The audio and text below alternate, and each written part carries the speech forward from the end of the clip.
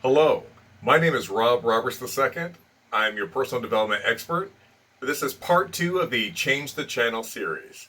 So, I want to first off just ask you guys a question. Have you ever tried to find that one sock that for some reason seemed to be missing? That one sock that even though you had to go to the grocery store or go to this meeting or head into work or just go meet someone or just go into the house, but for some reason you couldn't find that one sock? Have you ever had that? Think about it. This one sock that seems to elude you almost every time.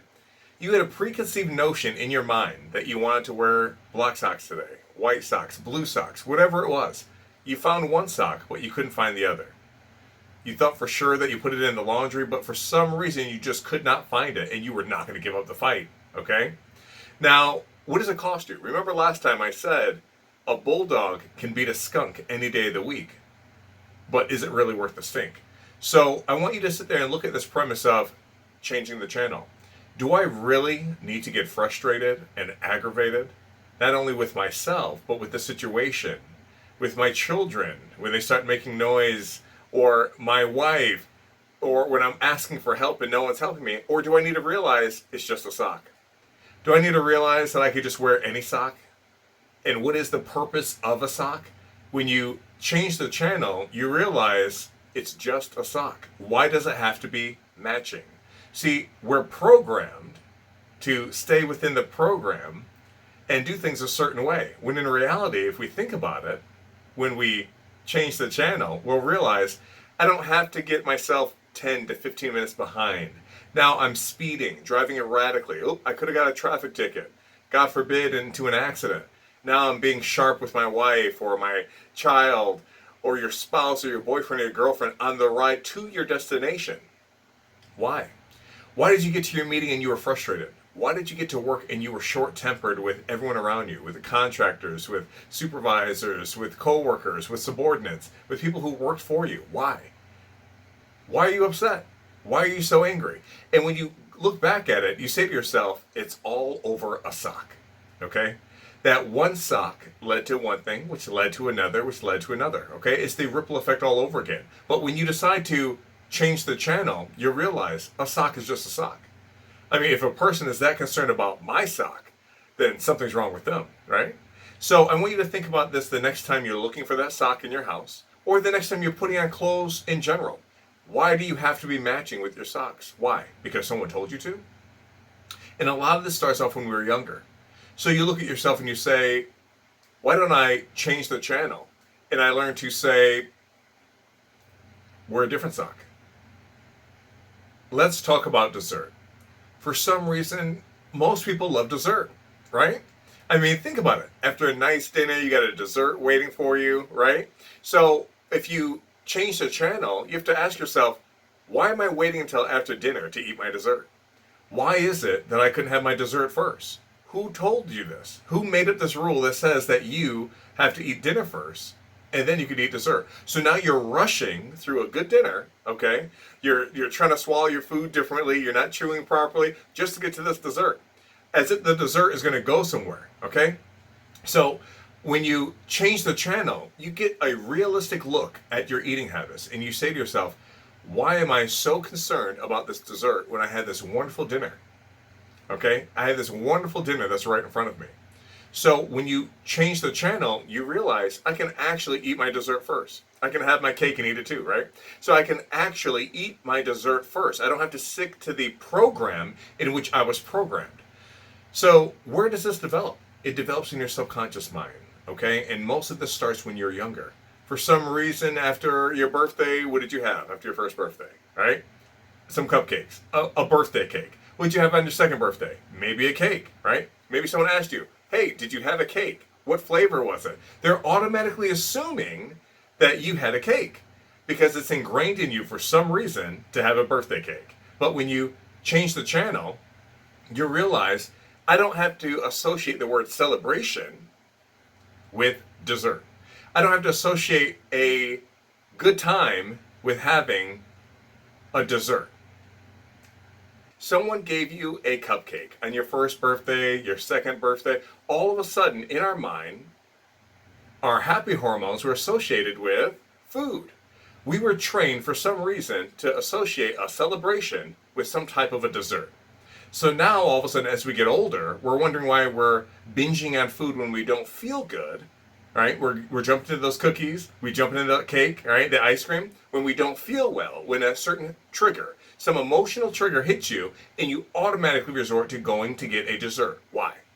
We are specifically trained and programmed to associate dessert with happiness, okay? With junk food, with happiness, all right? When you do this since you were a baby, your serotonin levels in your brain actually produce chemicals that associate when I'm feeling down, I need to now feel happy. When I feel happy, I always have a dessert. When you learn to change the channel, all of a sudden you're going to understand the reason why you do things the way you do them, which will then allow you to go to war with that old negative pessimistic ideology and actually change it. Okay? So let's look at some of our eating habits.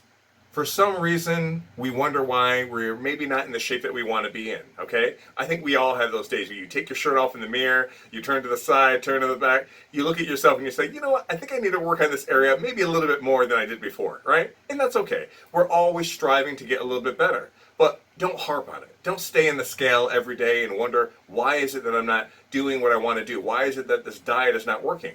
I need you to understand that we need to change the channel. Where do these thoughts come from of our image? Where does it come from? A commercial where a person who looks a certain way was labeled as being beautiful, so now we painted a picture in our mind that we're not good looking, right? So I want you to understand also, where do the habits of eating come from? It comes in your subconscious mind from when you were younger, okay? Now, a lot of us had those parents who had that plate of food on the table, and we all heard it. You better eat everything off that plate, right? Think about it. You better eat everything off that plate. People are starving. You better eat everything off that plate. So I want you to think about, as an adult, what that does to your psyche as you're growing up. It tells you, wait a minute, no matter what's on my plate, I have to eat it. I have to. And as you're getting older, your plates are getting larger and your portions are getting larger. Okay? You know, we always say, oh, your eyes are bigger than your stomach. No, this right here has to deal with learning to change the channel. To understand, where do these habits actually develop? It's in your subconscious mind. When you change the channel, you learn to actually go back to the root of the cause of the stimuli and actually change it. Remember, nothing in life changes until you clearly identify it and then you take action. You have to go to war with your old self, your old way of thinking, your old negative ideology in order to move forward. So if you're playing Monopoly, in this case, you have to take 2 steps back to move 10 steps forward, okay? I have a lot of wonderful clients who are absolutely amazing all over the world, and I keep on getting a question, Rob, how do I get into great shape? What do you do? One of my clients thanked me the other day. She told me that she lost 35 pounds just from me speaking to her over the phone. And I almost didn't believe it until she showed me the pictures. It was unbelievable. And it's all about changing the way you think, okay? Someone had asked me the other day, hey, Rob, what do I do for breakfast? What do I eat for breakfast? What's the best breakfast food that I can buy? Tell me what is the best and the perfect breakfast. And I think that he was a little bit shocked by my answer when I told him that it's anything. So I first asked, what is breakfast? Okay? Breakfast means break fast. You're breaking that 6 or 7 or 8 hours that you went to bed with no nutrition coming into your body whatsoever. So no matter if you get up at 4 a.m., 6 a.m., or 1 in the afternoon for some of us, right? All right, no matter what time you get up, that is breakfast for you. So whatever you eat becomes your breakfast. You're just breaking the fast. So if it's leftover dinner, if it's leftover lunch, okay? If it's some food from last week that's still good in the fridge, okay? Whatever you have for breakfast is your breakfast. It doesn't need to be anything specific. Now you have to remember that your breakfast is the meal that actually carries you throughout the day, okay? You have nice energy from it. It allows you to kind of power through and kind of get things going, and you can speed up your metabolism different ways. We can get into that in another video. But for right now, I want you to understand that breakfast is break fast. You're breaking the fast from the 6 or 7 or 8 hours that you went to bed with no nutrition coming in your body. So whether it's at 4 a.m. or 12, you are coming in to the first time that your body's being introduced to food, which is going to be energy, fuel, vitamins for you to sustain. Now, we're talking a lot about food, but for those of you who can read in between the lines, I want you to understand that it's more than just food. Let's think about the grocery aisle, okay? There's a concept called the aisle effect, okay? The aisle effect. It's a concept that I developed 3 years ago. And what this concept allows us to do is to actually put ourselves mentally in that place of a grocery aisle and say to ourselves, what are we picking for? What are we looking for? You're reaching high on the shelf, you're reaching low. Sometimes you reach way in the back. You think some of the good stuff's in the back. You're reaching way in the back. But for some reason, the human brain filters out what's right in front of you at eye level. See, when you're in the grocery aisle, okay, the grocery aisle effect, when you're in the grocery aisle concept here, look what's right in front of you. Take a look. For some reason, the most valuable item that you need is always right at eye level. Think about it. You find yourself overextending yourself for people that you don't even know. Right? You're bending low, you're reaching high, you're trying to get this email out to impress this person, you're trying to get this video out to try to make yourself look a certain way. Be yourself. Look at what's right in front of you. Okay? When you decide to change the channel, all of a sudden you're going to operate on a frequency that allows you to see what's right in front of you. And don't feel bad, because that item that's right in front of you, it represents more than just food. The item that's in front of you represents your family. Okay? You're reaching high, you're reaching low, you're doing this, you're giving 110% at work, but when you come home, you're drained, you're tired, you're frustrated, you're short-tempered, right? You're in the home office, wherever you are, you're on the phone dealing with the client. All of a sudden, when it comes to your family, they don't get 100% of you. Why? Because you decided to what? You didn't change the channel. You didn't switch over to a different frequency, understanding that what's right in front of you is most important. All right. Have you ever had that opportunity where you were looking for your keys and you could not find the keys anywhere and it was right in front of you? You're looking for that elusive remote control. Where is it? It's right in front of you. Okay. You're looking for your sunglasses. It's right on top of your head. What else are you looking for that's right in front of you that you don't notice every day? Think about it. Your nose. Your nose is in front of you and you can't see it if someone asked you to until you do what? You have to focus on it. Okay? When you decide to change the channel, you now can develop a focus, a real-time focus to be in the moment. Okay? I don't need you to think about what plans you have tomorrow and what happened already today. If you're in the moment and you're with your spouse, you're with your girlfriend, you're with your boyfriend, if you're sitting there right there in front of your child, be in the moment. Give them the attention and the love that they need right there. We're going to do a quick experiment, something that I invented a while back. And I just want to leave this note with you. A lot of scientists who are terrific people, amazing scientists, they say that the human brain actually is fully developed at around the age 25 to 30. Okay? I would beg to differ. I've done a lot of research working in the intelligence community for years, every level of government, worked for several Fortune 100, Fortune 500 companies.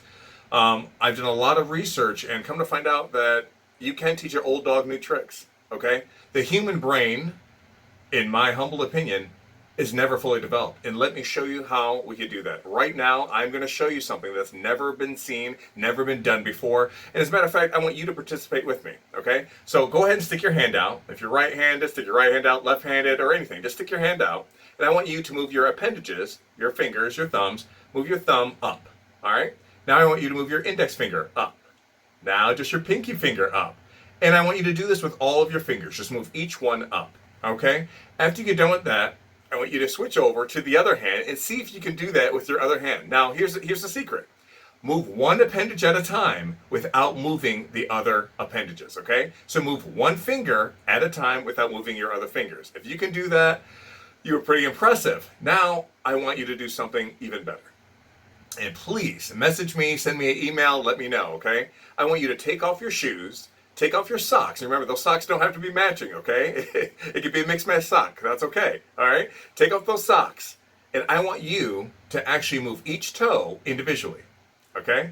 I want you to move your big toe, all right? And then go down the line and move each toe individually. Now, for me personally, understanding and learning neural pathways and how you can actually create neural pathways and you can learn new things, it took me 2 years, okay? It took me 2 years to learn how to move each toe independently by itself, okay? The mind-muscle connection is unbelievable. When you talk about new neural pathways, think about it. So if you could look at your feet right now, if you could do that, tell me, because I would be very impressed. I've only seen one person do it immediately. It's very, very difficult to do.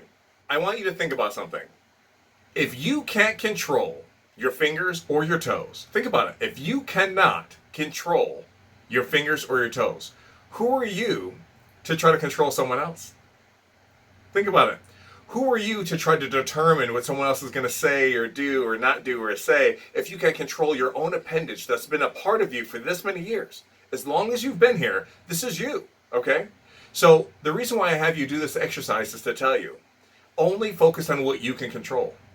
I know that you want to turn on this news and turn on that and see if you could do this and you get upset with the stock market. Well, here it is. Control what you can control, okay? Can you control your toes? If you can't control your own faculties, okay, then you know you can't control your own mindset, okay? And then you're not trained to look within your subconscious mind and control these thoughts, which then controls your mood, attitude, behavior, your actions, okay? Which then controls your choices and your destiny, okay? So I want you to learn to change the channel, to learn to control these other attributes in your life. When you learn to control the way you think, all of a sudden everything changes. Your relationship becomes just a little bit better. For some reason, your business relationship becomes just a little bit better. For some reason, you become just a little bit closer with your children. For some reason, people that didn't like you before all of a sudden like you. For some reason. You don't know why. For some reason, all of a sudden you're working at a higher frequency, which is allowing you to now attract better clients. For some reason, now money is attracted to you instead of you chasing after money. Okay? For some reason, you have a closer relationship with God. For some reason, you have a closer relationship with yourself. Okay? Don't lie to yourself and come to the understanding that I can't control everything, but I'm going to do my very best to learn about myself. In order to do that, you have to go digging. Okay? Some of the most valuable natural resources on the planet you have to dig for. You have to dig for gold. You have to dig for diamonds. You have to dig for coal. You have to dig for oil. You have to dig for all these things that people deem as being valuable externally. But what about you? You are the most valuable resource on this planet, okay? You are the most valuable resource on this planet. There is no one in the world like you. So why don't you go invest in yourself? Think about it. Take the time and energy to invest in yourself to learn exactly who you are and what you are about, okay? You may have not known that you couldn't wiggle your toes before, but you know now. So imagine what you're going to know tomorrow. Imagine the new neural pathways that you're going to create. Imagine the new business opportunities that you can now create. Imagine the new relationships that you can create, built on a firm foundation. These are all things that you're going to learn through time, through training and development. And I'm telling you, it is an ever-learning process. Every single day, you're going to get smarter. Every single day, you're going to be in a position to be a blessing to someone. Every single day, if you help someone else, then you will be helped. If you come in with that attitude of gratitude mentality, coming in humble but confident, okay, then you will understand that life is so much easier than what appears to be. Life is actually a lot more simple than it appears to be. Yes, you're going to be faced with tribulations, you're going to be faced with obstacles, but is it really an obstacle? Or is it an opportunity? Okay? When you learn to change the channel, you're going to learn to enjoy life to its fullest.